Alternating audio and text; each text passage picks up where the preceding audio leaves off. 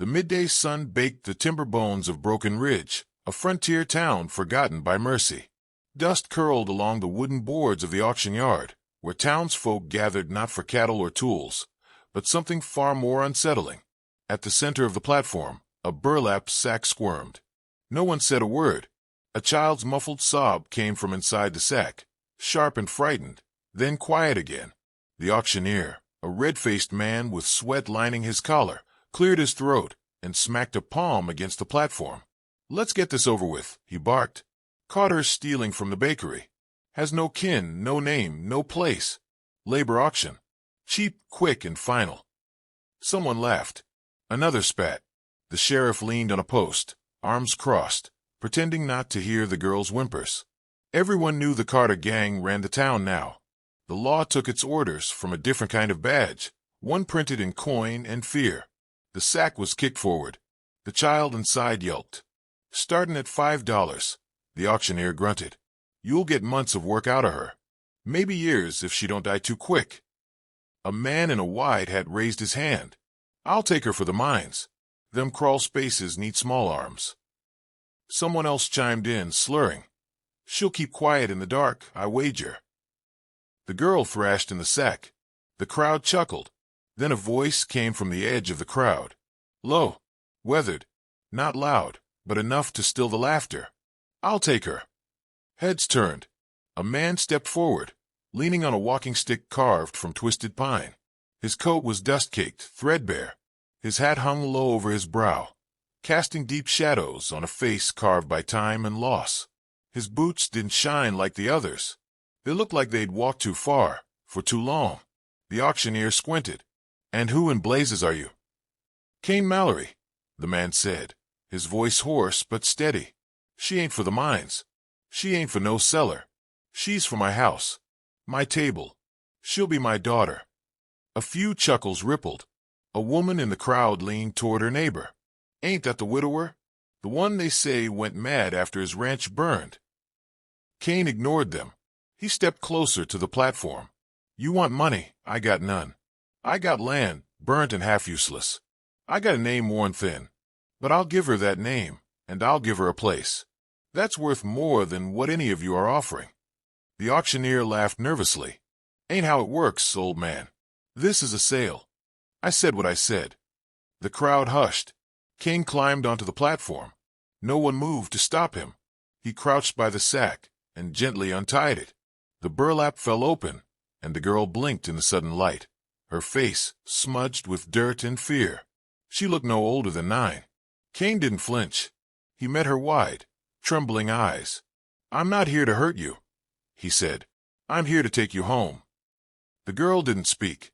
She simply leaned forward, placed her small arms around his neck, and went limp. Kane stood, cradling her against his chest like something sacred.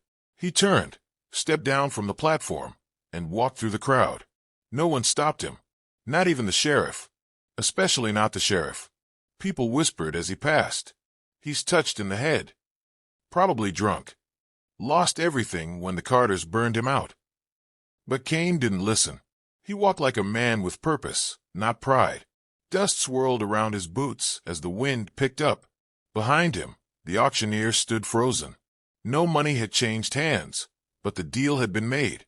Back at his ranch, half standing, half scorched, Kane laid the girl on a straw mattress and lit the old stove. The house smelled of smoke and silence. He brought her broth, tore bread with calloused hands, and waited. She didn't eat much, didn't speak either, but she didn't cry. When the sun dipped low, casting orange streaks across the plains, the girl opened her eyes and watched him repair a busted chair leg in the corner. "What's your name?" he asked without turning. She hesitated. "Lily. Pretty name. You got folks?" She shook her head. "Don't remember. Then we'll just have to start fresh." She studied him. "Why'd you take me?" He looked at her then, for a long moment. "Because I know what it's like to be left in a sack and forgotten." She didn't understand the full meaning of his words, but she nodded and whispered, "Thank you." Kane smiled. "Just a flicker. Sleep now. Tomorrow we fix the fence." Lily curled up under the wool blanket and closed her eyes. Outside, the wind howled across the plains. The people of Broken Ridge spoke of what they'd seen that day, how the old drunk had raised his hand and walked off with a sack of trouble. Most dismissed it as a fool's act, but some, the quiet ones who watched the world carefully, had seen something different. They saw the way he walked, like a man not lost but waiting. They saw the way his hand didn't tremble, and they wondered if maybe Kane Mallory wasn't just a broken man. Maybe he was something more. The days that followed were quiet. Kane rose before the sun, as he always had, his boots finding familiar ground even among the ash and ruin. The ranch was a ghost of its former self, 2 fences half-mended, a crooked barn with a roof like a broken jaw, and a windmill that groaned every time it turned. But it was land, and it was his. Lily followed him with quiet eyes and bare feet, never asking questions, never complaining. She wasn't like other children. No play, no laughter. Just silence and eyes too old for her face. Kane taught her how to feed the chickens, how to avoid the snakes near the woodpile, and how to swing a hammer without cracking a knuckle. She watched, copied, and worked without needing praise. She didn't ask about his past, and he didn't ask about hers. But a fragile trust began to stretch between them, thin as spider silk, but growing. He built her a shelf for her things, though she had none, carved her name into it with the tip of his knife.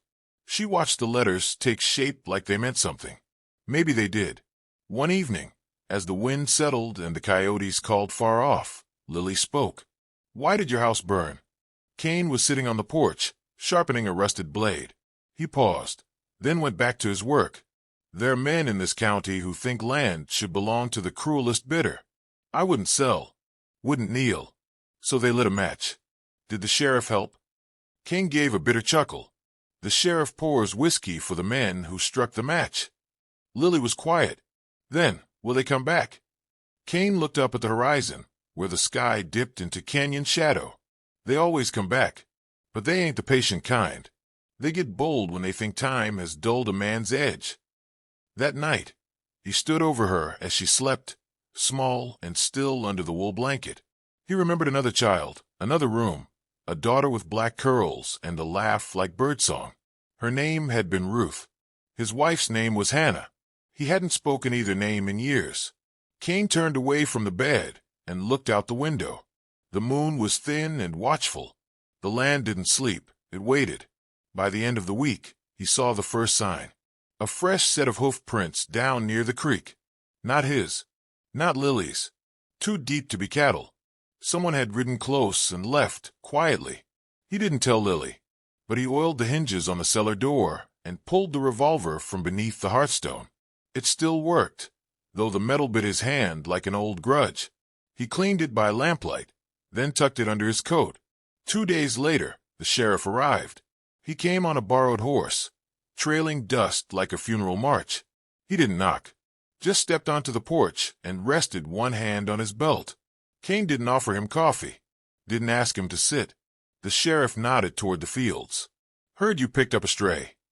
Kane folded his arms. "She's got a name. Lily. Strange thing, an old man taking in a girl like that. Town's talking. Let it talk." The sheriff squinted. "You planning to raise her like your own?" "Already am. You know who's been asking about her." His voice lowered. "Jonas Carter." Kane's mouth tightened. "That bastard's still alive." "Alive and thriving. Bought out 2 more properties last winter. Now he's asking about the girl. Claims she swiped something from his wagon weeks back. Wants her brought in." Kane stepped forward, slow and deliberate. "She's under my roof. That makes her mine. If Jonas wants to come himself, he knows where I am." The sheriff hesitated, then turned, mounted his horse, and rode off without another word. Lily stood at the window, her eyes wide. Kane closed the door behind him. "Pack your things. We're heading into town come morning." "Why?" she asked. "Because when trouble knocks, best you meet it standing up." They rode into Broken Ridge, with the dawn behind them. The town looked smaller than before, its buildings hunched, its faces wary. Folks watched from behind curtains and slats, whispering behind palms. Kane didn't stop until he reached the general store. He bought nails, flour, a new pair of shoes for Lily, and a spool of thread. As they stepped outside, they saw him. Jonas Carter stood in the center of the street, flanked by two of his men. He wore a silver belt buckle that glinted like a knife. His hat was new, his boots clean, and his eyes as cold as a dried-up well. "Well now," he drawled. "Didn't expect to see you crawling out of the ashes, Kane." Kane didn't blink. "I don't crawl." Jonas smiled. "I hear you stole something of mine." Lily moved closer to Kane. He rested a hand on her shoulder. "She ain't yours. Never was." Jonas clicked his tongue. "She took something from my wagon. Something important." "What?" "A ledger." Kane studied him. "Girl can't read. Why would she steal a ledger?" Jonas didn't answer. His men shifted, hands near their hips. Kane's voice turned quiet, dangerous. "You want to settle this, we can. But not with children watching." Jonas smirked. "You sure you're up for another fire?" "I've been waiting a long time to return the favor." Jonas turned to go, but his voice floated back. "You'll regret dragging her into this, Kane. The storm's coming, and this time, I'll bring the wind." Kane looked down at Lily, who gripped his coat with trembling fingers. He knelt beside her, eyes steady. "Whatever he's looking for, whatever's in that ledger, you remember anything?" She nodded slowly. "I didn't steal it. I found it. It had names, places, scary things. I hid it." "Where?" "Back on the ranch, in the old stove." Kane stood and looked toward the plains. No more hiding.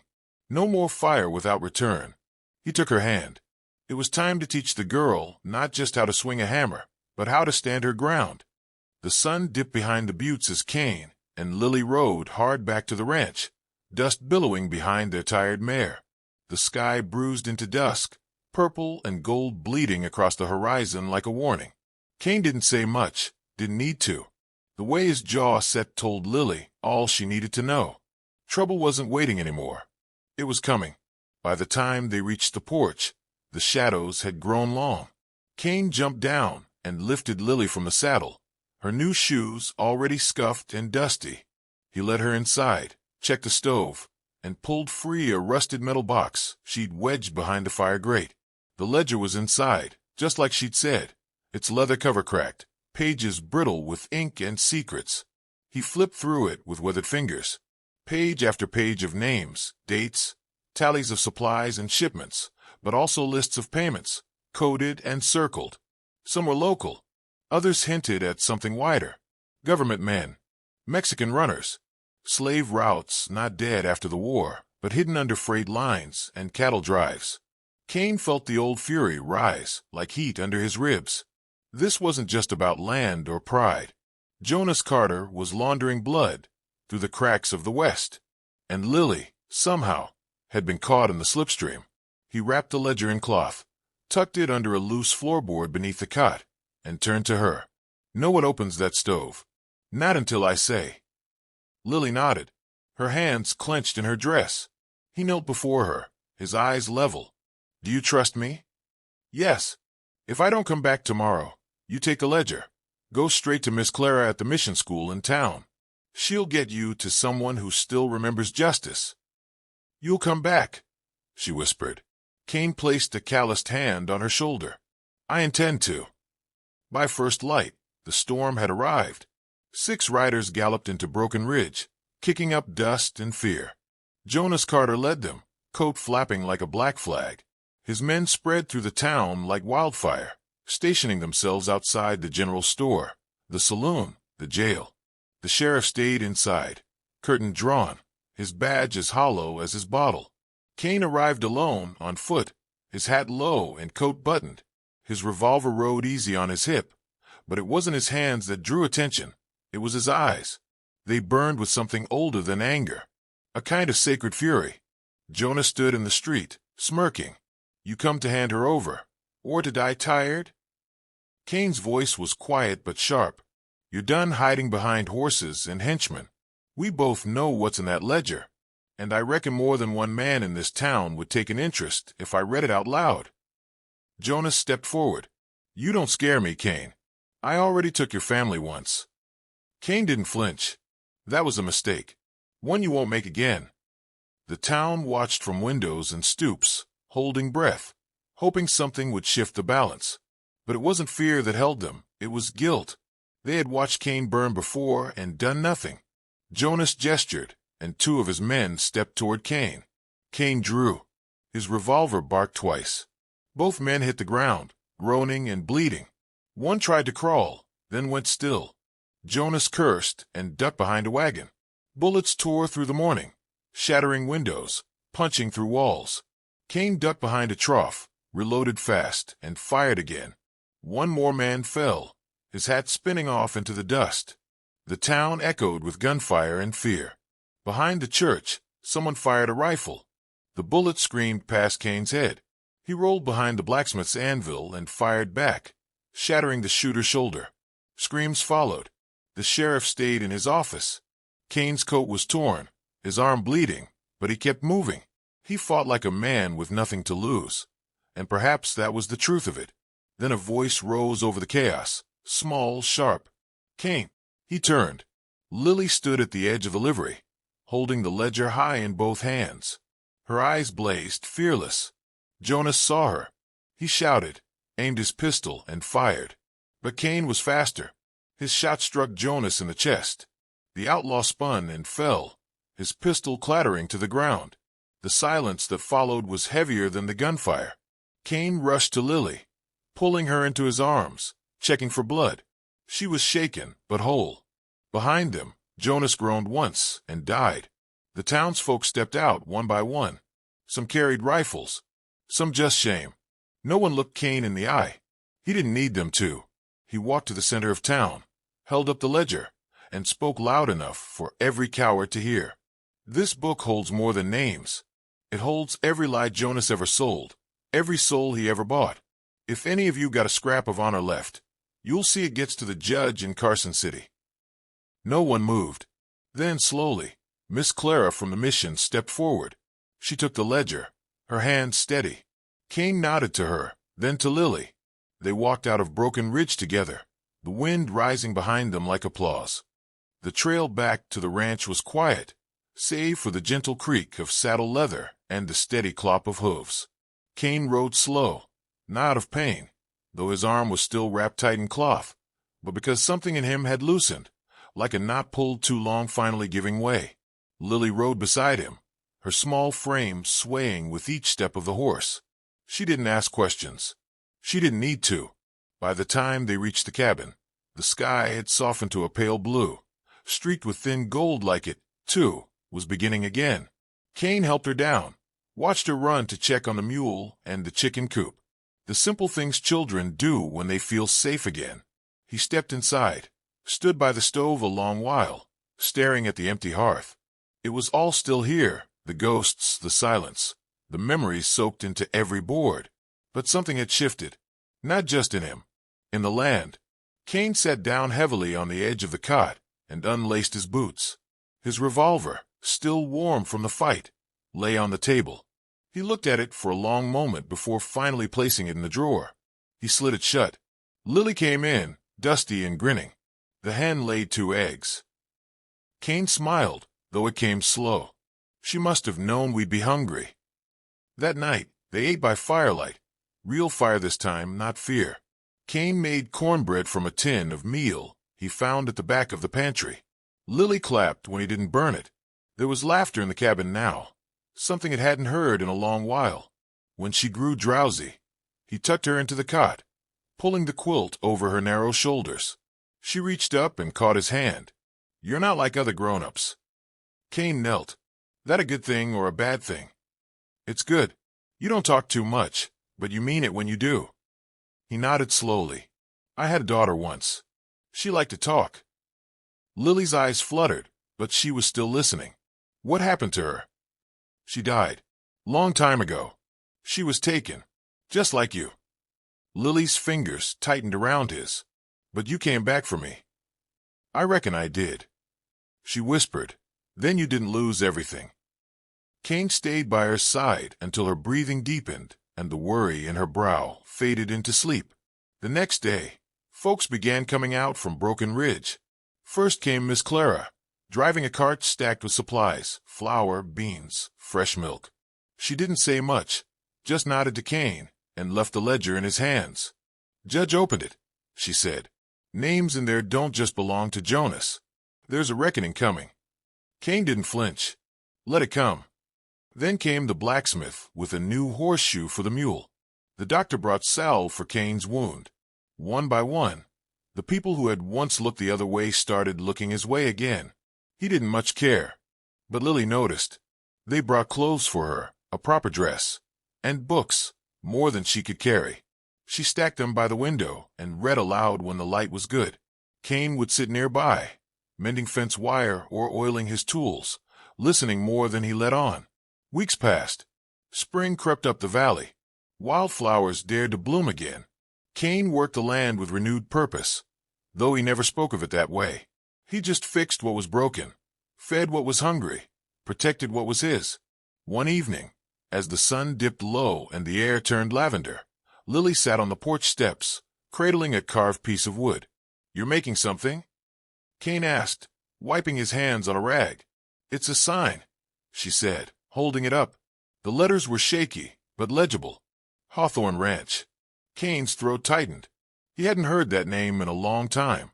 She added shyly, "Thought it needed a name again. A real one." Kane looked out across the dry fields, toward the distant fence posts and the quiet hills beyond. Then he looked at her, hair tangled, cheeks smudged, eyes bright and sure. He nodded once. "Hawthorne Ranch, then." She grinned. "Should we put it on the gate?" Kane took the sign gently from her hands. "No, not yet." "Why not?" "Because names mean something. And when we hang this up, it's going to be for good. We'll do it when the land's ready. When we both are." She seemed to consider that, then nodded.